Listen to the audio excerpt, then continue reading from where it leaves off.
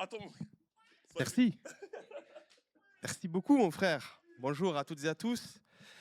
Alors, juste avant de commencer, il y a une chose que j'aime bien faire, c'est commencer par un petit teaser, avec quelque chose qui vous impacte un petit peu. Puis en même temps, ça, pour ceux qui ne me connaissent pas, vous allez voir en fait ce que je fais. Donc, on va commencer avec la vidéo. Et après, je me présenterai plus en détail.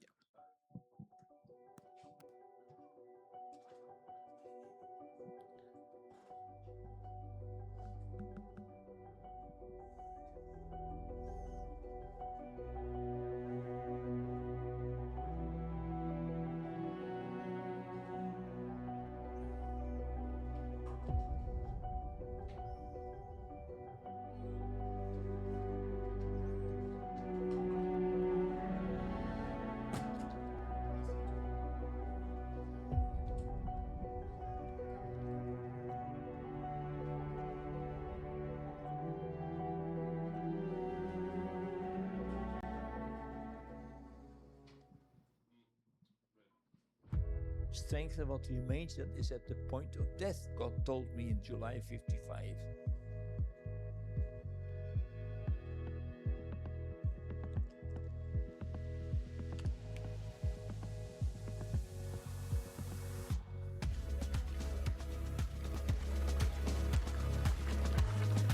They said, give us Bibles.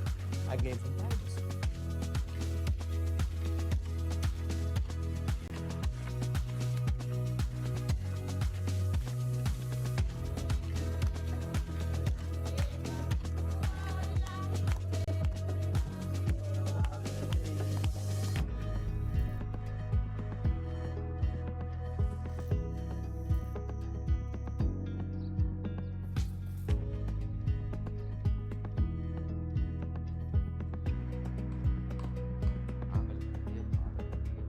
Awake, strengthen what remains. Un frère, un homme de Dieu, a un jour dit, quand Dieu m'a appelé à le servir, s'il m'avait montré ce qu'allait devenir l'œuvre qu'il m'a confiée, et s'il m'avait montré, dit tout ce que j'allais devoir faire, j'aurais eu trop peur, je ne me serais pas engagé. Et en fait, je vais vous dire une chose, je suis complètement d'accord avec ça, parce que si vous m'aviez dit, moi aussi, que j'allais devoir me retrouver dans un quartier malfamé au Nicaragua, à devoir changer des milliers d'euros pour pouvoir apporter de l'argent à nos frères, pour soutenir des projets, si vous m'aviez dit que j'allais devoir aller sur le territoire de Boko Haram, rencontrer des victimes de Boko Haram, et si vous m'aviez dit tout ce que j'allais devoir engager ou sacrifier dans ma vie, je crois que j'aurais dit, Seigneur, déjà que quand j'ai fait le recrutement à Portes Ouvertes, j'ai dit, vraiment, si c'est pas moi, tu m'enlèves. Hein. Mais alors là, si j'avais su, j'aurais dit non, c'est pas pour moi, je pourrais pas. Moi, cette punchline, elle vient de frère André que vous avez vu sur la vidéo, celui qu'on appelle communément le contrebandier de Dieu. Alors j'aimerais me représenter, déjà Patrick l'a fait, je suis Anthony Granger, responsable région Grand Sud de Portes Ouvertes. Mon travail, c'est rencontrer les communautés, mais c'est aussi, je m'occupe de la partie mobilisation de l'ONG, de la mission Portes Ouvertes au service des chrétiens persécutés. Il y a Océanie aussi, Nouvelle-Calédonie, Tahiti. Alors, je n'ai pas encore l'occasion d'y aller, mais ça fait partie de mon territoire. Voilà. Et c'est pas évident d'y aller, en fait. Je devais y aller même là, je devrais y être normalement, mais ça a été encore reporté. Mais oui, voilà, effectivement, l'Océanie. Voilà. Vous voyez, ça aussi, ça fait partie de ces choses. S'il m'avait dit qu'un jour j'irais probablement en Océanie, j'aurais dit non, c'est pas possible. Alors, j'aimerais qu'on puisse aller dans la parole de Dieu. Notre sœur, tout à l'heure, Lucille, nous a parlé de Pierre, l'apôtre Pierre. Et je suis tout à fait d'accord avec elle. Pierre est un homme inspirant. En fait, si vous regardez la vie de Pierre, il a passé son temps à prendre des gifles de la part de Dieu. Bon, des gifles de la part de Jésus, quand il lui a dit il t'arrivera rien, t'inquiète pas, arrière de moi Satan. Quand il lui a dit je te renierai pas, hop, il l'a renié 3 fois. Mais Jésus l'a réhabilité. Waouh, c'est extraordinaire. Il y a quoi encore? Il y a l'épisode de Corneille. Vous savez, quand dans la loi hébraïque, il était interdit de rentrer chez les Juifs, de rentrer chez les païens. il reçoit la vision de la nappe avec les animaux impurs, et il se retrouve chez Corneille, et Corneille, il parle en langue, et c'est comme ça qu'il reconnaît que l'évangile est ouvert aux païens, gloire à Dieu. Il a encore pris une gifle plus loin, quand le Pierre il se rapproche des Juifs, et qu'il y a Paul qui arrive, et qui lui dit, mais en fait, tu as fait quelque chose de pas bien. Il y a encore l'autre gifle, où les apôtres, de toute autorité, là, sur le moment, et qui disent, bon, il n'y a que des païens qui sont convertis, qu'est-ce qu'on fait avec eux? Boum, il faut les circoncire. Et là, Paul qui dit, mais vous ne pouvez pas mettre un joug de circoncision sur un peuple qui n'a pas été appelé à ça, ce n'est pas la grâce. Et c'est de là d'ailleurs que Pierre va donner la main d'association à Paul. J'aime Pierre. J'aime Pierre parce que, en fait, c'est bon de prendre des gifles. Et la mission Portes Ouvertes, moi, elle m'a appris à prendre des gifles en permanence. Maintenant, j'aimerais qu'on parte sur ce passage qui est attribué à l'apôtre Pierre. Et on va lire ensemble ce premier passage qu'on va lire ici. Béni soit Dieu, le Père de notre Seigneur Jésus-Christ, qui, selon sa grande miséricorde, nous a régénérés pour une espérance vivante par la résurrection de Jésus-Christ d'entre les morts. Pour un héritage qui ne peut ni se corrompre, ni se souiller, ni se flétrir, lequel vous est réservé dans les cieux. À vous qui, par la puissance de Dieu, êtes gardés par la foi pour le salut prêt à être révélé dans les derniers temps. C'est là ce qui fait votre joie. Amen. Alors j'ai volontairement coupé le dernier verset, c'est là ce qui fait votre joie. Vous allez comprendre pourquoi. Mais déjà sur ce premier passage, j'ai envie de vous dire, si un jour vous êtes découragé, vous vous posez des questions sur Jésus, que votre foi est ébranlée par une circonstance, lisez ce passage parce que vous avez tout ce qu'il faut à retenir pour vous redonner confiance. Regardez ces belles paroles. Tout d'abord, nous avons été régénérés parce que nous avons une espérance vivante, parce que Jésus est ressuscité d'entre les morts. C'est une assurance sûre et certaine. Il a vaincu la mort et nous sommes régénérés. Nous avons cette espérance, non pas cette espérance de vivre bien et tranquillement sur terre, mais celle d'un avenir éternel certain. Deuxième point, un héritage qui ne peut se corrompre, se flétrir. Personne ne peut ravir cet héritage. Ni le diable, ni l'ennemi, et aucun être humain sur la terre, même pas Donald Trump. Et qui nous est réservé, qui vous est réservé. C'est une magnifique promesse, ça. Et ensuite, dernier point, et moi je l'aime beaucoup, nous sommes gardés par la puissance de Dieu, par qu'un seul moyen, non les œuvres, mais par le moyen de la foi.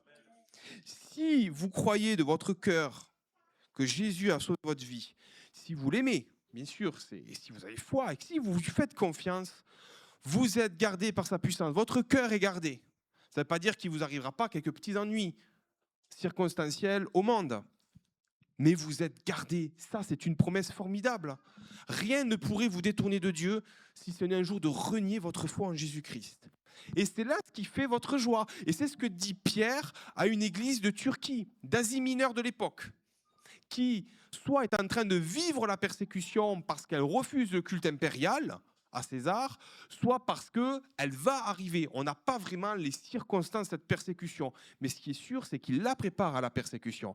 Et c'est ce qui fait votre joie. Chers frères et sœurs, c'est ce qui fait la joie de 388 millions de chrétiens qui sont persécutés en raison de leur foi. C'est cette joie qui nous anime à nous aussi. Et c'est la joie qui anime ces chrétiens de Turquie, d'Asie mineure. Gloire à Dieu. Gloire à notre Seigneur Jésus-Christ, parce que Pierre commence par des paroles de bénédiction et il rappelle des choses théologiques tellement importantes qu'il nous faut les saisir. C'est là ce qui fait, c'est là ce qui fait votre joie. Et je continue la phrase. Même si maintenant, puisqu'il le faut, vous êtes attristés pour un peu de temps par diverses épreuves. Aïe, ça se gâte. Et c'est là qu'on comprend l'effet de la persécution. Maintenant, il va arriver quelque chose de difficile, ou il arrive quelque chose de difficile. Et puis il y a ce verbe qui nous tracasse un petit peu, le « puisqu'il le faut ». Et ça, on n'aime pas l'entendre, se dire « puisqu'il le faut ». Comme s'il y a une nécessité à passer par ce temps d'épreuve. D'ailleurs, le verbe « dei » en grec signifie une nécessité divine. Pas moi qui l'ai inventé. Et c'est là que c'est assez fou. C'est-à-dire que ces chrétiens d'Asie mineure doivent passer par ce moment. Et pourquoi ? Alors on nous dit qu'on va être attristé, donc dans la même phrase, c'est dichotomique. À la fois, il y a la joie, on a la joie de l'évangile, mais en même temps, on va être attristé. Mais pourtant, ces deux choses se conjuguent à la perfection. Pour un peu de temps, un temps maintenu, contenu par Dieu, et on potentiellement peut vivre diverses épreuves. Et vous savez, cette dichotomie de la joie de l'évangile, de la tristesse, elle s'accorde parfaitement.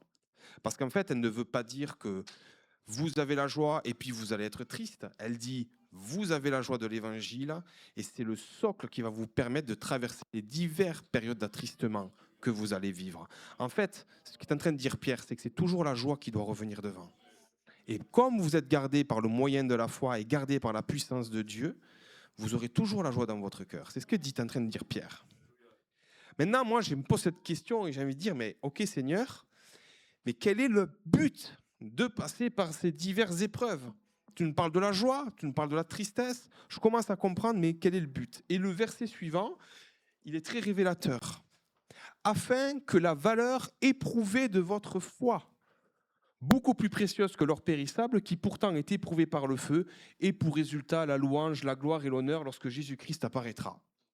Alors, ce qui est la valeur éprouvée de notre foi, ce n'est pas la foi simple. Ce n'est pas de dire « je te crois Seigneur Jésus » et c'est très bien, ce n'est pas le confesser. C'est que cette foi-là, sans l'épreuve, elle ne révèle pas l'authenticité de ma foi. Combien de fois, moi ou nous, avons-nous pu croire avec prétention avoir la foi de déplacer des montagnes et on s'est rendu compte qu'en fait, on n'avait pas tant que ça. Combien de fois je peux être ébranlé dans ma propre foi par rapport à diverses impuretés qui consacrent mon propre cœur. Et en fait, ce que dit Pierre, il fait une comparaison avec l'or. La valeur de votre foi, la valeur éprouvée, votre foi qui est éprouvée par le feu, elle est beaucoup plus précieuse que l'or qui pourtant est éprouvé par le feu et qui est périssable. Qu'est-ce que ça veut dire ? En fait, il faut revenir à l'Antiquité. Dans l'Antiquité, même encore aujourd'hui, je me suis renseigné, j'ai un frère qui est bijoutier, orfèvre, joaillier, et qui me dit, à l'époque, et encore ça se fait aujourd'hui, pour purifier de l'or brut, qu'on extrait de la roche, on passe par la méthode dite de la coupellation. À l'époque, c'était des creusets qui étaient en os d'animaux, poreux. On mettait l'os, je vous la fais courte, on chauffait à plus de 1000 degrés pour faire fondre l'or, et automatiquement, le creuset poreux absorbait les premières impuretés. Et ce frère, il me disait, ça ne suffit pas. Il faut un deuxième agent. Il faut mettre un tout petit peu de plomb. Alors lui, il aime bien dire, c'est l'Esprit Saint qui révèle Jésus-Christ. Son interprétation personnelle. Et donc, il versait un petit peu de plomb, on le fait encore aujourd'hui, et d'un seul coup, il y a une espèce de réaction physique, chimique, je ne me demandez pas comment ça se fait, qui fait que toutes les impuretés remontent à la surface, il y a du feu et ça brûle les impuretés à la surface. Alors, on ne purifie pas à 100% l'or, mais déjà, on le purifie énormément par cette méthode-là. En fait, ce qui fait notre joie à l'Évangile, quoique maintenant il faut passer par diverses épreuves, a pour but et intérêt de éprouver notre foi comme on éprouve l'or pour en enlever les impuretés. Ces impuretés qui nous empêchent de vivre notre véritable liberté évangélique. C'est quoi ces impuretés ? La peur. Moi, je suis un pétochard. À tel point même que quand je reçois une lettre des impôts ou quoi que ce soit, c'est toujours un moment de stress de me dire comment je vais me faire cramer. Pas cramer parce que j'ai fait mal, mais parce qu'on ne sait jamais, c'est sûr. Mais la peur. Si j'avais su ce que Dieu allait faire dans ma vie, j'aurais jamais fait le pas de foi. Heureusement qu'il me l'a caché. Et heureusement qu'à un moment donné, j'ai fait ce pas de foi. Ça peut être la rancune, un poison, ça peut être le non-pardon, ça peut être effectivement un péché qui n'est pas traité et qui me culpabilise en permanence, ça peut être toutes sortes de choses. Et vous savez, c'est là où dans cette phrase, dans ce verset-là, je me dis, mais en fait, Seigneur, tu es bon, parce que même si maintenant, je vais être attristé par diverses épreuves et parce qu'il le faut, c'est parce que, Seigneur, tu n'as pas une action malveillante envers moi. Tu veux me faire progresser dans tes voies. Tu veux me faire avancer de sanctification en sanctification. Et c'est ça qui est bon dans ce passage. C'est ça qui est magnifique. C'est qu'il n'y a rien de négatif, tout est positif. Ça nous invite à considérer l'épreuve non comme une chose négative, mais comme un défi à relever pour être un véritable disciple de Christ. Je vais vous présenter Jephthé que j'ai rencontré en Afrique. Jephthé, il est d'un arrière-plan animiste. Donc l'animisme, c'est le culte des esprits des anciens. L'esprit de la roche, l'esprit de la forêt, etc.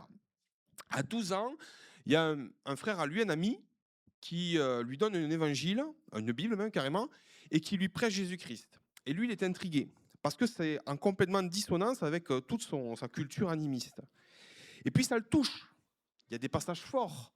Jésus qui est mort à la croix, Jésus qui est la lumière du monde, etc. Et il prend cette Bible qu'il lit en cachette, il la cache à ses parents, à sa famille, parce que sinon il aurait des ennuis. Et il commence à lire cette Bible, et au fur et à mesure, la foi naît, et dans son cœur, il se convertit. Je rappelle qu'il a 12-13 ans, au moment où il reçoit cette Bible. Et il va passer son adolescence à croire en secret. Il ne va rien dire à sa famille. Et quand je l'ai, comme si je l'avais ici sur cette chaise, j'étais en face de lui quand je l'ai rencontré, tout penaud, tout timide. Et il nous dit, mais je savais que quand je m'étais converti, il fallait que je renie le Christ.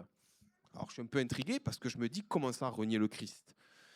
Et il nous explique qu'en fait, dans son village ou dans sa ville, c'est un grand village en fait, quand vous êtes dans cette culture-là et que vous passez d'un enfant à homme, ou d'un petit garçon à un adulte, enfin d'un enfant à un adulte, d'un garçon à un homme, vous devez tous passer un rituel initiatique. Rencontrer le sorcier à la frontière de la forêt, faire un rite chamanique, et ensuite passer 3 jours dans la forêt à cultiver et à parler aux esprits des anciens. Et ça, pour lui, c'était impossible de le faire. Mais c'était une obligation familiale et communautaire. Alors il disait, j'ai prié, j'ai demandé à Dieu qu'il fasse comme il a fait à Jésus. Seigneur, enlève de moi cette coupe. Maintenant, Jésus, lui, il a bu cette coupe. Alors il a dit, Seigneur, je lis dans ta parole que tu as envoyé Jonas pour prêcher les Ninivites, et que les Ninivites, ils se sont tous convertis. Tu n'as qu'à convertir tout mon village. Mais ça ne s'est pas passé. Alors résigné, il décide de passer ce rituel, il s'équipe de l'armement, de tout son déguisement, en fait, toute la culture qui va avec, et puis il va rencontrer le sorcier. Et là, d'un seul coup, l'Esprit Saint vient dans son cœur, lui met une quiétude et une paix extraordinaires. Mais cette paix, cette quiétude qui fait qu'il peut affronter cette épreuve. Et là, d'un seul coup, avec force et non timidité, il va voir le chaman et lui dit, écoute sorcier, je ne ferai pas ce rite initiatique parce que j'appartiens à Jésus-Christ et que faire ce rite, ça serait renier mon Seigneur. Et là, le chaman, il dit, mais tu ne peux pas faire ça, c'est inconséquent. Et il dit, non, je ne peux pas. Il enlève tout son déguisement, il rentre chez ses parents sont surpris de le voir, il devait rentrer dans 4 jours, et il dit à ses parents, je suis en Jésus-Christ, je me suis converti, j'avais 13 ans, etc. Il raconte tout. Forcément, ses parents ne le croient pas, il n'a pas passé le rite, il le frappe, il le flagelle, il l'insulte et il le chasse. Et ce frère ne nous a pas tout dit. Parce qu'on a l'équipière qui est avec nous et qui dit, Jephthé, raconte aux Français quelles étaient les conséquences de ne pas faire ce rituel. Et là, il nous raconte quelque chose de fou. Il nous dit, quand vous ne faites pas le rituel initiatique, vous êtes ce qu'on appelle de la viande. C'est-à-dire moins que rien, ou il y a un terme péjoratif en français que je ne vais pas dire ici. Et quand vous êtes de la viande, vous ne pouvez rien vendre, vous ne pouvez rien acheter, vous ne pouvez pas travailler, personne ne vous embauchera. Le mariage, c'est même pas la peine. L'histoire de la dot, de toute façon, vous n'aurez pas d'argent pour payer la dot. Vous n'avez plus le droit d'avoir des amis, vous ne pouvez plus emprunter certaines rues, vous ne pourrez plus participer aux fêtes, vous ne pouvez plus fréquenter votre famille et vos amis, vous n'avez plus de vie, vous êtes errant et vagabond. Et là, ça change tout quand il dit ça. Parce que quand il dit ça, il est en train de nous dire, mais quand le Saint-Esprit m'a donné cette quiétude-là, je savais que je reniais toute ma vie, tout mon droit, tout mon privilège. Et que pour lui, c'est venu comme une épreuve de sa foi dans lequel la joie de l'évangile a triomphé par rapport à la tristesse à venir. Et là, je me dis que c'est bon. Et vous savez que je vais vous dire une chose. Quand on passe sur ce passage-là, pourquoi Pierre nous parle et pourquoi Pierre parle aux chrétiens d'Asie mineure de ce passage-là? Pour une seule chose, l'obéissance. L'obéissance à Jésus et la résilience dans cette obéissance-là qui fait que c'est ça qu'on est disciple.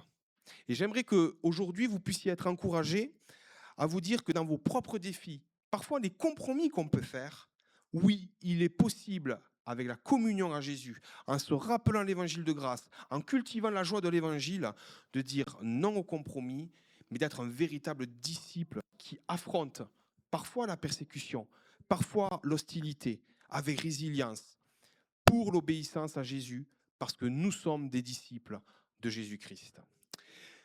Vous avez l'index mondial de persécution des chrétiens qui réunit les 50 pays les plus persécutés avec 388 millions de chrétiens qui sont exposés à la persécution. Ça veut dire qu'il y a ceux qui souffrent, il y a ceux qui sont martyrs, mais il y a ceux aussi qui ne souffrent pas actuellement de persécution, mais qui à n'importe quel moment peuvent la vivre.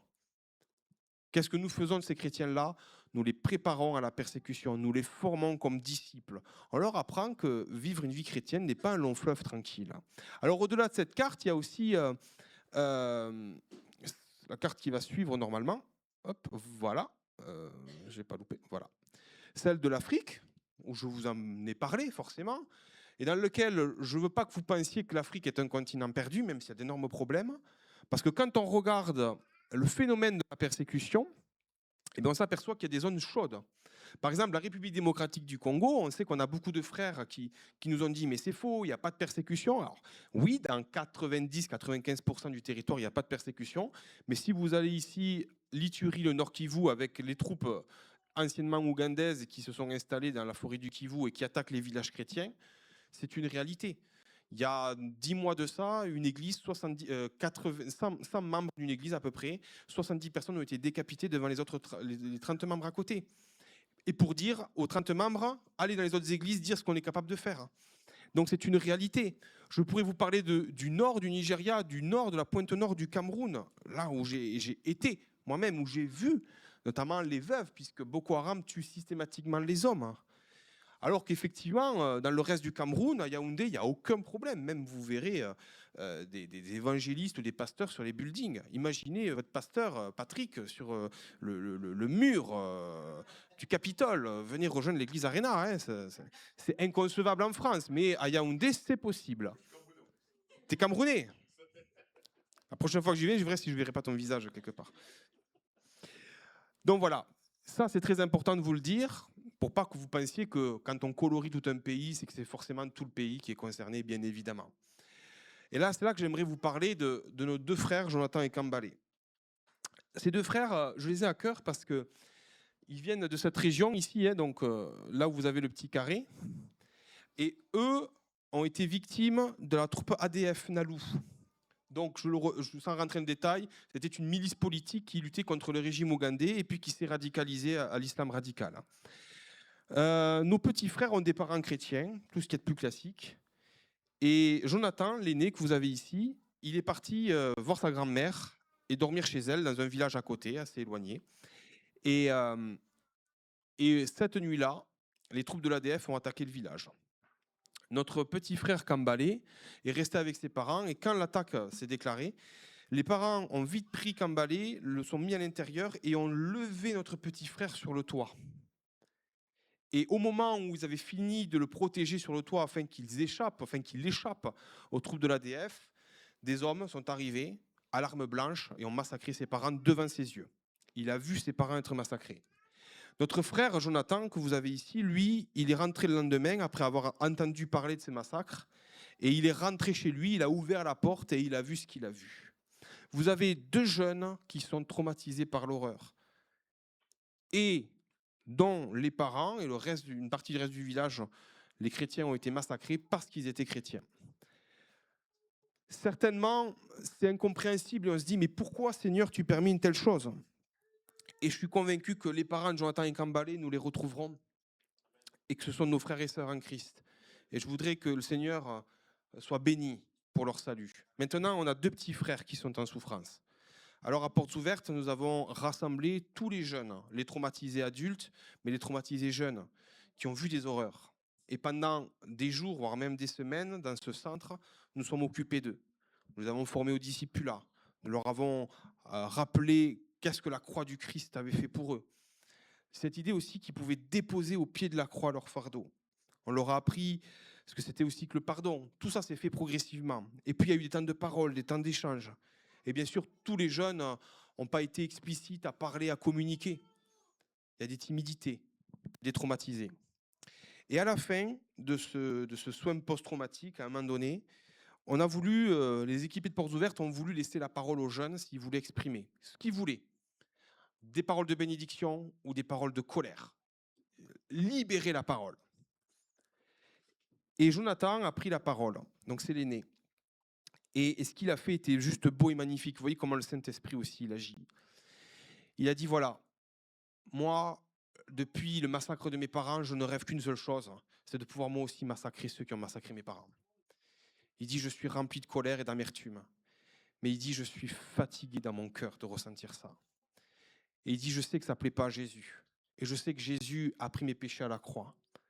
Mais parce que Jésus a pris mes péchés à la croix, je veux obéir à ses commandements et je veux proclamer que je pardonne à ceux qui ont massacré mes parents. Et je demande à Jésus de m'enlever cette rancune et de me libérer. Les équipiers étaient en larmes. Et moi, quand j'ai entendu cette histoire, j'ai dit, waouh, mais gloire à Dieu. Gloire à Dieu. Vous voyez, pourquoi je suis si ému de ce témoignage-là, c'est qu'il y a une chose qui est ressortie, c'est parce que Jésus m'a sauvé la vie, je veux moi aussi obéir au commandement de Jésus de pardonner. Et ce pas de foi, vous voyez, ce petit pas qui n'a pas forcément réglé tous ses problèmes, a mis en exergue la foi qu'il avait en Jésus. Et cette foi éprouvée, plus précieuse que l'or, périssable, a été mise en exergue et a montré des faiblesses, mais aussi a montré une force, a montré un grand courage.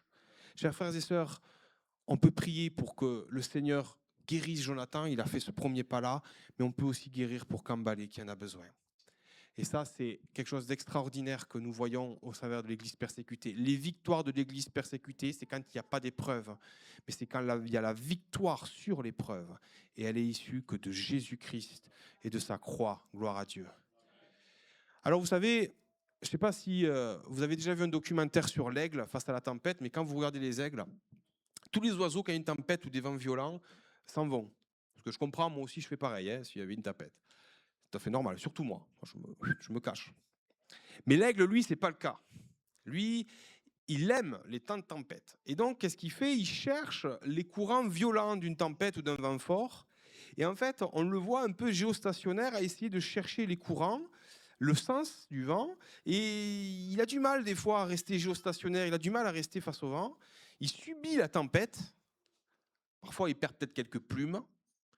Mais il reste là. Et au moment où le vent devient le plus violent, une rafale de vent extraordinaire, c'est là où cet aigle déploie ses ailes, se sert des vents contraires pour s'élever au-dessus de la tempête. Si vous devez retenir une image de ce que nous faisons à Portes Ouvertes, c'est cette image de l'aigle. Parce que nous voulons, à Portes Ouvertes, aider les frères et sœurs à déployer leurs ailes de la foi pour qu'ils se rapprochent de Dieu et qu'ils glorifient Dieu et qu'ils soient des disciples de Jésus-Christ par l'obéissance. Frère André, le fondateur de Portes Ouvertes, a dit cette chose. Il a dit « La parole de Dieu transforme les gens et les gens transformés transforment les situations autour d'eux. » Et nous sommes une mission de changement. Nous voulons voir du changement au travers de la prière, au travers de vos prières, mais aussi au travers de gens qui, localement, annoncent l'évangile. Vous savez, on n'est pas une mission où on envoie des missionnaires sur le terrain.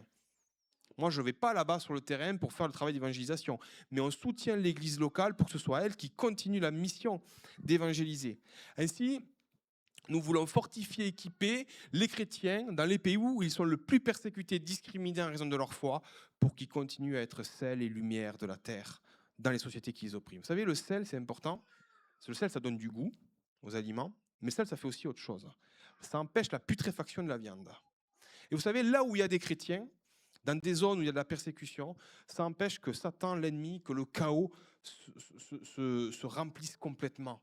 Et les chrétiens sont la lumière du monde, ils éclairent de la vérité.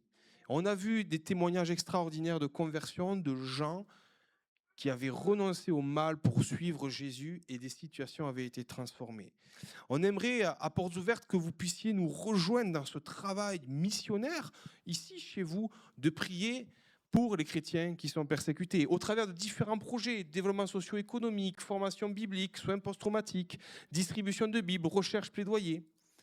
Et j'aimerais pour ça terminer par un dernier témoignage, celle de Pauline. Pauline, elle a été attaquée par Boko Haram dans un village. Et son mari et sa fille ont été assassinés au moment de cette attaque. Elle est partie seule avec son fils de 1 an. S'est réfugiée dans un village comme elle a pu. Et 1 an après l'attaque de Boko Haram, son fils est décédé de mort naturelle. Et cette femme, elle a passé littéralement 10 ans dans les ténèbres. Impossible de l'approcher. Les équipés de portes ouvertes essayaient, elle refusait tout contact. On la nourrissait pour qu'elle puisse survivre, bien évidemment. Mais elle vivait dans un état de ténèbres incroyable. Et un jour, pareil, Dieu l'a interpellée. Il lui a dit, on va te tendre la main pour participer à une activité, réponds favorablement. Elle a été touchée, et quand Portes Ouvertes est venue lui proposer de faire une activité, elle a dit oui. Cette activité, c'est ce qu'on appelle les groupes d'entraide.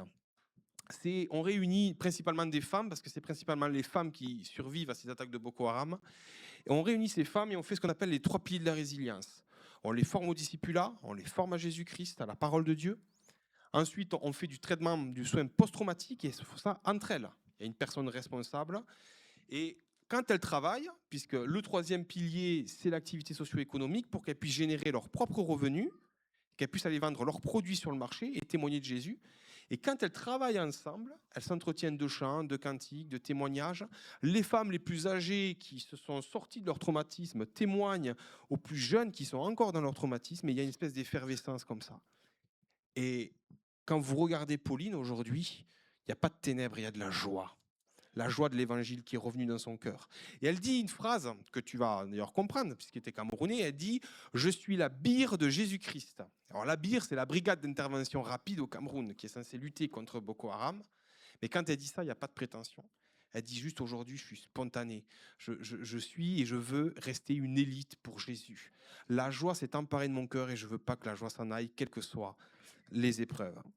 Alors vous savez, ce programme de soins que nous avons, sachez que Portes Ouvertes, en 2025, nous avons aidé plus de 9,5 millions de chrétiens qui étaient exposés à la persécution, qui ont pu être soutenus. Je vous dis, c'est quand même assez énorme. Moi, je suis fier de ce chiffre, de me dire voilà, que tout Portes Ouvertes International a permis à presque 10 millions de chrétiens d'être soutenus au travers de différentes formes. Et ça, j'ai envie de vous dire, c'est notre mission, c'est notre ministère. Et moi, je voudrais que l'année prochaine, on dépasse les 10 millions. J'aimerais qu'on aille encore plus loin. Les groupes de femmes que je vous ai présentés, que nous avons mis en place à la pointe nord du Cameroun, c'est 500 groupes, plus de 6000 femmes qui sont bénéficiaires. Et là encore, je vous dis, c'est énorme. C'est juste un projet, c'est juste une région dans le monde. 6000 femmes sont bénéficiaires de ces soins post-traumatiques, de ces groupes d'entraide. Et je suis émerveillé. Et ça, j'ai envie de vous dire, c'est une forme de concrétisation. C'est la preuve que Dieu bénit la mission Portes Ouvertes, que Dieu est là et soutient son Église. Maintenant, la question que j'aimerais vous poser, c'est comment on peut agir concrètement et comment vous pouvez être participant de cette gloire. Parce que ce que je viens vous proposer aussi aujourd'hui, c'est que vous puissiez participer. Peut-être que vous ne pourrez pas partir là-bas, quoique vous pouvez voyager avec Portes Ouvertes, mais vous pouvez les soutenir. Vous savez, c'est tout aussi important que vous, là où vous êtes, vous puissiez communiquer le message de l'Église persécutée autour de vous, montrer ce qui se passe, mais aussi prier. Prier pour Jephthé, prier pour Jonathan et Kambalé, prier pour Pauline et toutes ces femmes. Alors, sachez qu'il y a une chose que vous pouvez faire. Déjà, je voudrais vous inviter le 17 et 18 octobre prochain à venir à notre rencontre annuelle à Damary-les-Lys, à Paris. Là, vous allez passer tout un week-end, vous allez avoir plein de témoignages, vous allez avoir des chants, cantiques. C'est Mad Marvan qui va normalement animer nos temps de culte. Donc, venez nous rejoindre à Damary-les-Lys pour vivre ce temps-là. Ensuite, j'aimerais aussi pouvoir vous proposer, si quelqu'un est touché et quelqu'un se sent l'âme, de pouvoir prendre la parole avec l'accord de vos responsables d'église, de devenir ambassadeur ou ambassadrice de Portes Ouvertes. Qu'est-ce que c'est? C'est une personne qui, en contact avec nous et travaillant dans son église locale, communique régulièrement par différents canaux, que ce soit au micro, que ce soit WhatsApp, réseaux sociaux, dans son église, les informations, la communication, l'actualité de l'église persécutée. En ce moment, on a une grosse actualité sur la Syrie. C'est important de s'en préoccuper. Et cet ambassadeur, ambassadrice, mais quelque part, c'est le relais de l'église persécutée. Elle reçoit des informations de Portes Ouvertes pour les transmettre dans son église. Moi, je ne peux pas venir tout le temps, je ne peux pas venir tous les dimanches, vous comprenez bien, ni même tous les mois, ni même peut-être pas tous les ans aussi. Mais vous pouvez avoir quelqu'un qui régulièrement donne des informations en continu et continue ce travail de vous édifier, que leur foi vous édifie, mais que vous aussi, vous participiez à leur édification. Ensuite, si vous avez à cœur de pouvoir soutenir l'Église persécutée, sachez qu'on peut mettre en place un soutien mensuel également financièrement. Mais ça, vous êtes entièrement libre. Je suis sur le stand tout à l'heure pour en parler si ça vous intéresse. Et la dernière chose que j'aimerais mettre plus ou moins à l'honneur, c'est notre magazine. C'est le magazine qu'on sort tous les 2 mois. C'est 6 numéros par an. Et dans ce magazine, vous avez les articles, les témoignages. En plus, c'est une belle photographie graphique. C'est vraiment un très beau magazine. Vous l'avez également sur le stand. Et cet abonnement au magazine, il coûte 12 € par an. Mais parce que je suis ici en présentiel avec vous, il vous est offert. Et j'aimerais que, si jamais vous voulez continuer à soutenir l'Église persécutée, si vous êtes touché, je ne fais pas de doute que certains d'entre vous, vous allez avoir envie de prier, mais est-ce que dans une semaine, vous allez prier? Est-ce que dans un mois, vous allez continuer? Est-ce que dans 6 mois, ça va être le cas? Et ce magazine, c'est le meilleur moyen pour continuer à être entretenu de l'Église persécutée.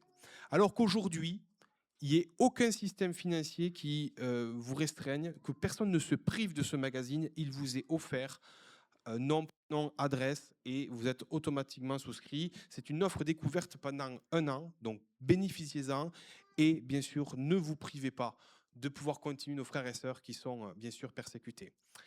Vous pouvez également, donc ça va être un petit peu ma fin, voilà, donc ça c'est la petite fiche là-bas à remplir si vous désirez, c'est très rapide, très simple à faire.